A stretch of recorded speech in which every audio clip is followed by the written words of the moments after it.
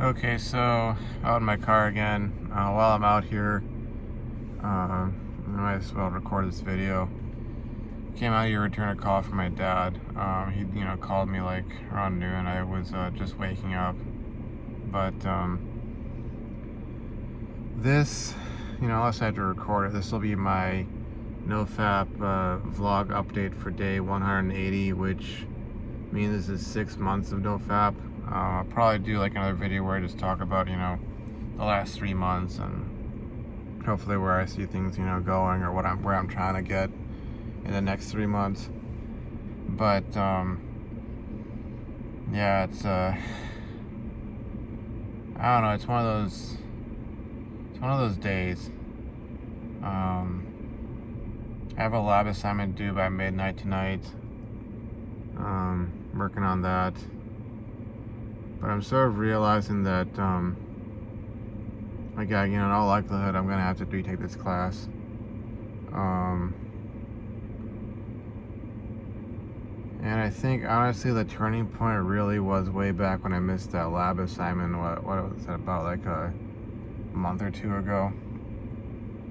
Because looking at my quiz grades, looking at my midterm grade, if I hadn't missed that assignment, let's say I'd gotten the majority points on that, I would have enough of a buffer that I could go forward with this class and not really be worrying about, how I gotta do on the final, that sort of thing. Because if you're trying to get, whatever grade it is, whether you're trying to pass or you're trying to get a B or you're trying to get an A or so,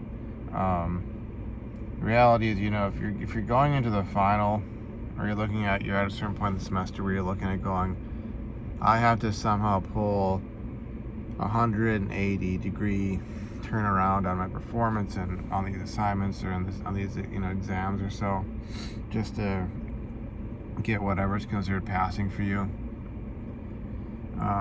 You're really not in a good spot, and you all likelihood probably should, if you got the opportunity to retake the class, then retake it. Might as well take the L at that point. Because back in undergrad, like, passing was like a C or a C minus. Now that I'm trying to go for grad school, passing is a B, and given my whole need to raise my GPA deal, like, I have to get even better than that. And the last few months have just been like, they've in many ways kind of been hell, if you will. And that's even factoring into stuff that I had control over, like, okay, my study habits, or what I was doing with my time, that sort of deal. Just all the extraneous garbage going on. And a lot of people will say, oh, you can't control for that, you just gotta be all stoic and deal with it. But like,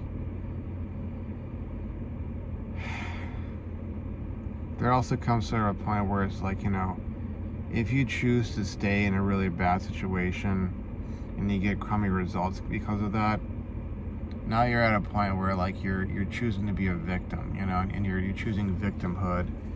You're choosing the victim mentality, victim lifestyle, victim situation, and it's up to you to get yourself out of that. And so, for instance, if I were to go back to working at the workplace before this last one, and I were to fit in there again, I'll likely that's kind of how things would go, because I already had sort of a rapport established. If I were to go do that and have like a decent work environment where there's no love triangle crap, and there's no being harassed by coworkers, kind of crap, and it's just another day at work, and I have make work friends, and we have our in jokes, and it's less it's almost like less going to work and dreading it, the more like going to work, and it's like almost like it's not work, then I think I'd be in a situation where I could do all this other stuff and it wouldn't be a huge sort of like world-ending issue, As long as I just don't have all that kind of toxic, crap. Because, like, I mean, all honesty, like, some of the people who caused me problems, it's kind of like, it's almost like they were bored with their lives, so they didn't really have any issues. I mean, that girl in particular, like, I'm sure, she probably got some sort of a kibosh from her parents, for doing what she did, getting herself fired, basically, dicking around, that sort of deal. But at the same time, like, it's not going to be the end of the world for her. She's not going to have to deal with, having to pay rent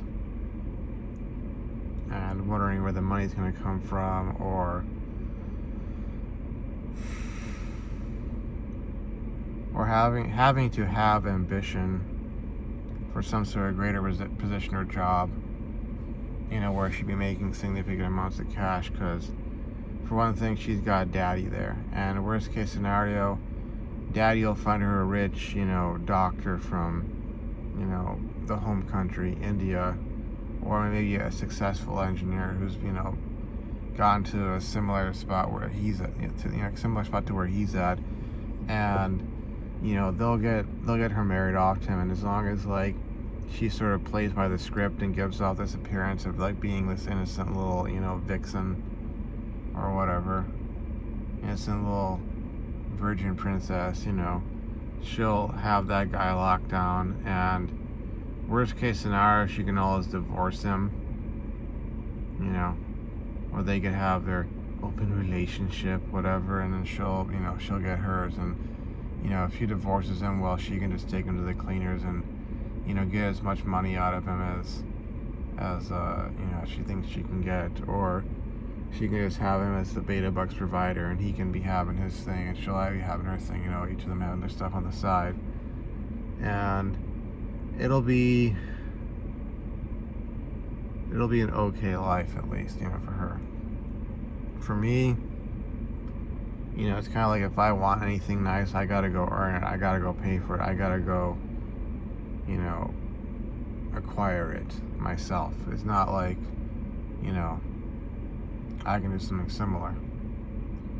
And being around people like that is just not a really great thing. So it's like, the future, I've got to sort of weigh the pros and cons a lot better, and determine if I'm in the kind of scenario situation that, is best for me. And if it's not, then go find that. Go find that, or go create that scenario. Because I'm hoping that this class is not the one, the setback that just, sets everything off in a messed up direction, and that's it. I hate thinking like that, I hate feeling like that, I hate looking back in time and saying, oh, this is the one moment that changed everything.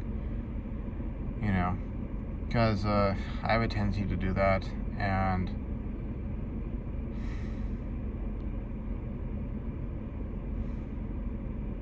I'm almost feeling that's inevitable, but I'm not wanting to believe that's inevitable, Because if I end up failing this class and have to retake it, I do not want this to be like the thing that decided it, And I hate how in life it seems like there's always those sorts of moments along the way that, that one bad decision, that one missed assignment, that one, failed class, that one time you didn't look over at this girl and say hi to her, or whatever, it's stuff like that. But I believe that even in my most, like, dire moments, there's still a certain level of control I have over the outcome. And assuming I jump right into the next class I'm thinking of taking, and I bounce back from that, basically everything's gonna be like building up that momentum until the next attempt for this, the next and basically final attempt, because they only allow you one more attempt at this class. It'll sort of have gotten way more stuff knocked down, and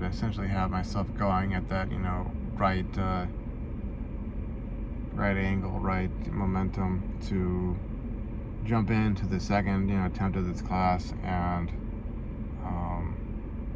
do far better, get that A or that A minus, But yeah. In the intervening time, I hope I can really get my finances straightened out. I'll be talking about that in the whole 6-month update video. My plans going forward, because man, money is really an issue. Money is such an issue. I mean, if I wasn't having to, make my decisions based off of money considerations, like if I had all the money in the world right now, I'd still be going to school. I'd still be trying to better myself. I'd still be trying to get into that,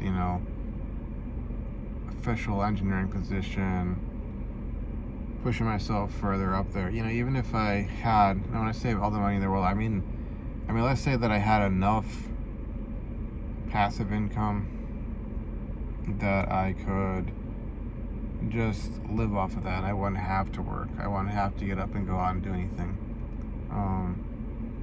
I'd still be pursuing ambitions, and I'd probably be in school taking 2 or 3 classes maybe, and I'd be focusing in on that, and I would hopefully be having enough stuff extracurricular wise that I wouldn't get myself distracted by some girl in class or some drama or conflict with a classmate or so. But that'd be sort of like my plan, that'd be the way I would go about things, just so I wouldn't have issues like that. And if I could, I would probably try and get myself a girlfriend, to be honest with you. A girl who has, all the right looks and all that sort of stuff. Not talking about some, friggin' unicorn, but a girl who quote unquote did it for me, and hopefully have those sorts of needs and desires met, such that that would not be a source of distraction. That would not be an issue for me, because yeah. But and hopefully I would have learned a lot of my lessons or so. Hopefully I would have sorted that stuff out. Or else if I could go full on MGTOW monk mode, that sort of deal, I'd do that. But man, one thing I realized, and this is sort of kind of my state of mind right now, but one thing I realized waking up today was that I've never really gotten over that girl from the last 3.5 years of undergrad. I never really have. And I don't really see myself getting over that. It's something that as time goes on, I may learn to cope with it better. But the pain of that, the humiliation of it, I don't know how else to put it, just you meet that girl who you think is the one, and because of a whole slew of different factors, it's you're destined to never have her, and she ends up going for a guy who's the polar opposite of you. You know the spiel. I've gone over enough freaking times. It's like this archetypal pattern that keeps on repeating itself ad nauseum. And with her, it was the worst. It was the thing that set the template, I mean, why did seeing that girl at work leaving all the time with the other guy, why did that affect me so much? Why did walking around the corner and seeing them sitting together like that, all hunky-dory, why did that affect me so much? It gave me the same emotional reaction that I got when I found out that the girl in college had gotten a boyfriend, and it was this other guy who was like I said, the polar opposite of me in all ways, you know? And I've never really gotten over that. And the worst part of it all was seeing how that girl enjoyed it. How she just enjoyed my pain and my suffering and my attempts to win her over. And, you know, all of that sort of stuff. And like, even my usefulness when it came to making the boyfriend jealous, like how much she enjoyed all of that. She got a real kick out of it. And just seeing that sort of, you know, when the mask falls away and you see them for who and how and what they really are, and yet you have that desire for them, that lust, that wanting of them, that unrequited desire, attraction, love, if you want to call it that. And it's always like, you know, like they know you want them, and what they want more than they could ever want you is like that whole feeling of validation, you know?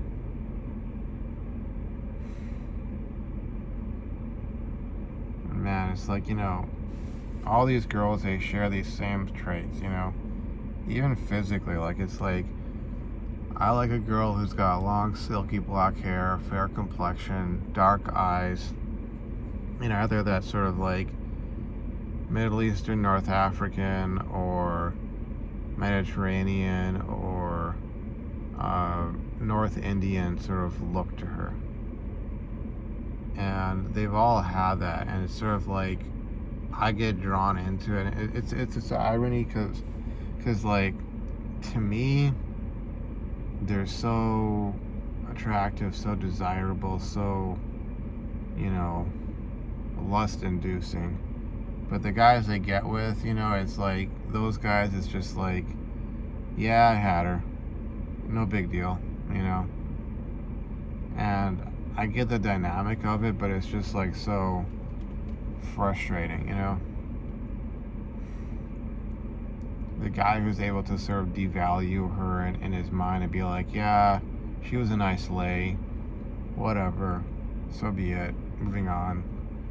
That's the guy who gets to have the girl that you want. Like, he gets to have her in that steamy, passionate, hot, sweaty sense, you know? And it's like, oh yeah, it was fun. I got my rocks off in her, and that's that. And then, you know, he possibly moves on to some other girl, and she's left pining away for him. And it's this whole sort of like, she's pining away for him, you're pining away for her. And it's this vicious cycle, this vicious circle, and it's just like, it's so depressing and frustrating, you know? And now that I've had that experience, it's almost like being alpha widowed, but as a guy. And I don't know if there's a term for that, you know, because in the Red Pill they talk about, oh, women being alpha widows. But it's almost like that for I think one-itis is probably like the male equivalent of being, you know, alpha widowed. Like, months, days, years, whatever, you know, days, weeks, months, years could pass, decades could go by, and I'll still think about that time in my life. You know, especially like living here, you know, a block and a half away from the university. I walk through those areas all the time, and it's like I remember that time in my life when I felt like I had the chance to get that girl, to have that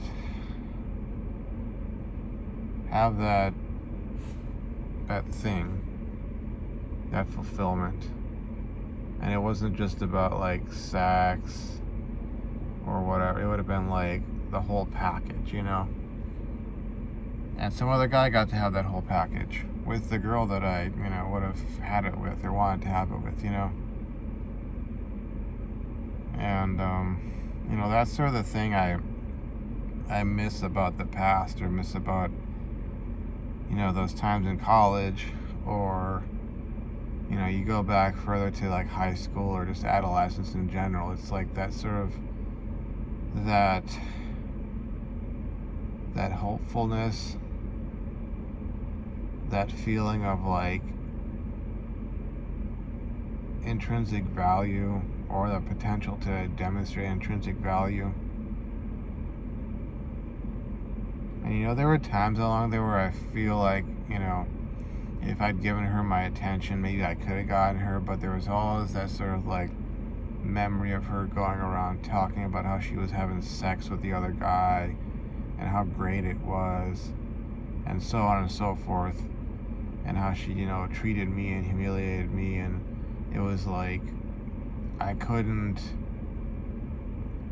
be okay with that, because if I'd responded positively to her at that point, I felt like I would have been validating it and making it okay. And you know, I didn't want to be one of her orbiters. I didn't want to be one of her friends.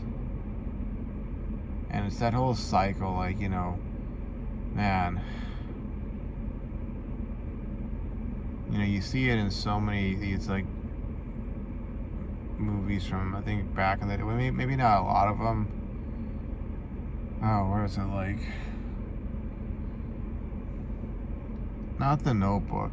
I think it's called Blue Valentine. You see that sort of stuff. And you know, there's like that, there's that music video for that Green Day song. I think it's called When I Come Around. I think that's what it's called. And there's this spot in there where it's like this guy who's looks like he's in his 40s or his 50s, and he's like, you know, he clearly never got over the heartbreak of, you know, being broken up with or getting rejected by some girl or so, and he's kind of like walking by this old place, and I think he like looks up, and there's this girl who's like, I think she's like, you know, taking ballet class or so, and it's like, you know, he kind of looks up at this building and then sees that, and it's like it takes him back to like when he was young, and you know, he was like that age. And it's sort of like, I don't know if it's like looking up and seeing the girl, or if it's just the building itself, but, or maybe, what was it? Maybe he wasn't, you're not confusing some of the scenes. I do remember like the guy, you know, looking up at something. Might have been a building, might have been a sign, might have been, I think maybe he might have seen like, no, I think it was actually him seeing like two people, like a guy and a girl like macking out, or like a guy and a girl like breaking up or something like that. Might have been that actually. And you know, reminded him of all of that. And dang, I almost see myself becoming that guy. You know, like I could pay off all my debts, which I'm planning on doing regardless. I'm planning on paying off all my debts ASAP. Not incurring any more debt. Building up that emergency fund, building up that wealth. You know, creating a passive income that'll be large enough that I could just live off of it, and I could do whatever I want to. It'd be enough that, like, you know, let's say I continue with this whole trying to get into grad school thing, and I somehow turn it all around and make it all right.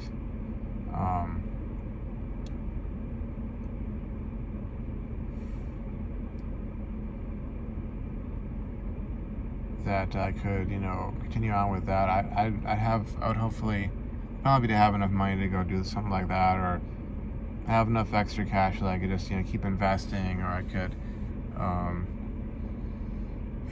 what you call it, travel.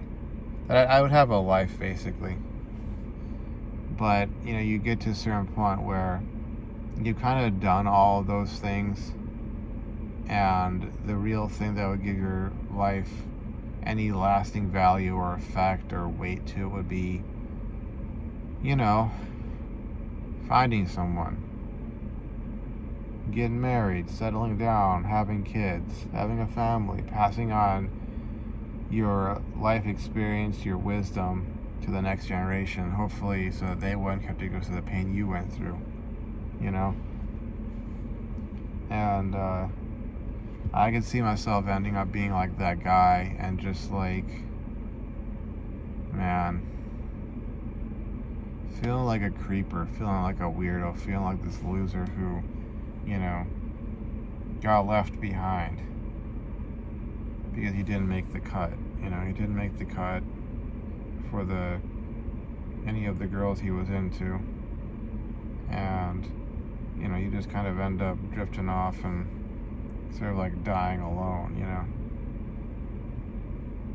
And, I'm sorry to have to sort of put this kind of stuff out there.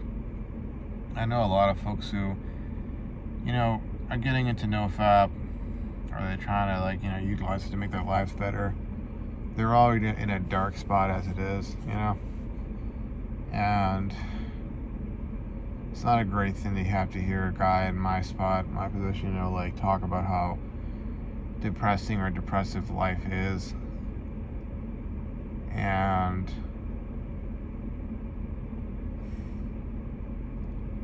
to have to hear that, it doesn't really help, especially when I'm sitting here after 6 months, and I've flip-flopped and gone back and forth, and lately I skirted the edge, so to speak, have not relapsed, so just kind of still, 6 months and your life isn't great, and you're really depressed, and you got all this, all these problems, and all these bad things have happened, and maybe it's not inspiring to some folks. Maybe it doesn't get them all up and up because, they want to tune into hey, I did 6 months of Nofap, or I did a year of Nofap, and all these great things happened to me. They want to have that hope, fed to them of if you just do this Nofap thing, life will be great. You'll overcome all these, obstacles and setbacks and whatnot, and it's man. I'll say that my life has improved significantly compared to the way it was. Let's say if I were to go back 5 years, and I don't want to go back 5 years because that's where a lot of my regrets and my depression came from. But in a lot of ways, my life has improved. I finally graduated from college with a degree in chemical engineering. Got that first job out of college. Paid off a lot of debt. I think I was sitting at having paid off about a little over $50,000 of debt so far. Assuming I reach my year-end goals, which again I'll talk about in the next video. But assuming I reach those, I'll have got myself past the halfway mark of being out of debt. And I've made progress. Definitely, if I got myself out of debt and had all that money and whatnot, there are things I could do that could make my life exciting and interesting and fun. But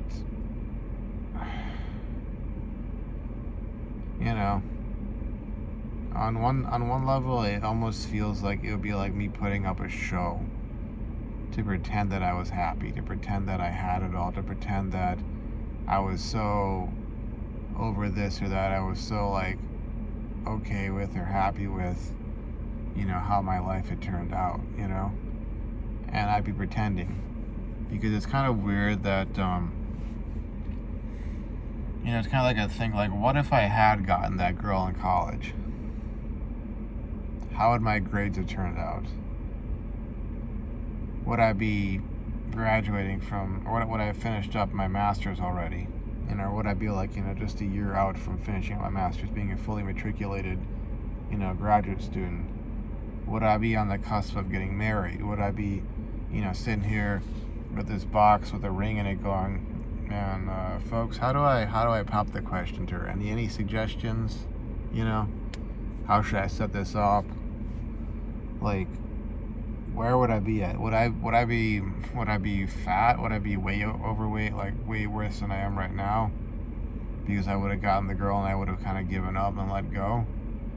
Or would I be so motivated and so, you know, upbeat about things that I would, you know, you know, want to get myself, you know, in even greater shape, you know? Like, would that do it all? You know, would that do all of it for me?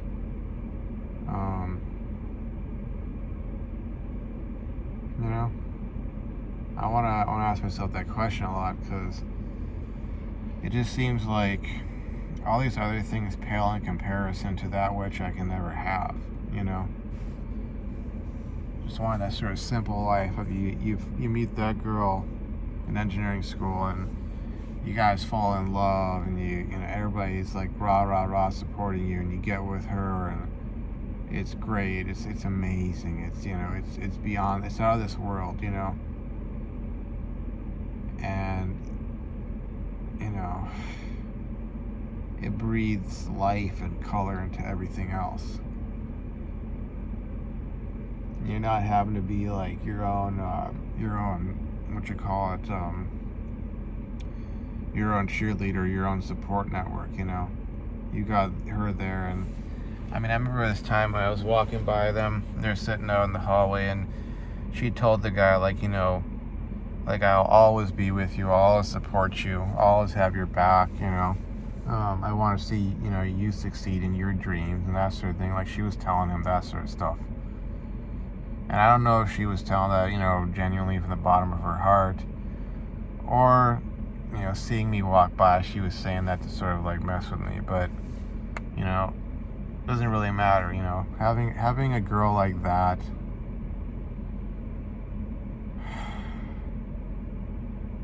would have done a lot for me. And then now, knowing that I'll never have a girl like that, it's kind of hard to go forward. But I'm gonna try. If not for myself, then for all the other, you know, bros out there who are going through similar things. I'm gonna try, at least, you know. Might not be for myself, but it'll be for others, you know, so that maybe if they see me keeping on and not giving up and not, you know, throwing in the towel or ending it all, you know, maybe it'll make some sort of change or effect in that sense, you know. Maybe that'll be my legacy. Who knows? But anyways, man, sorry to have to make such a depressing downer video. I'll try to be a little more upbeat with my 6-month update video.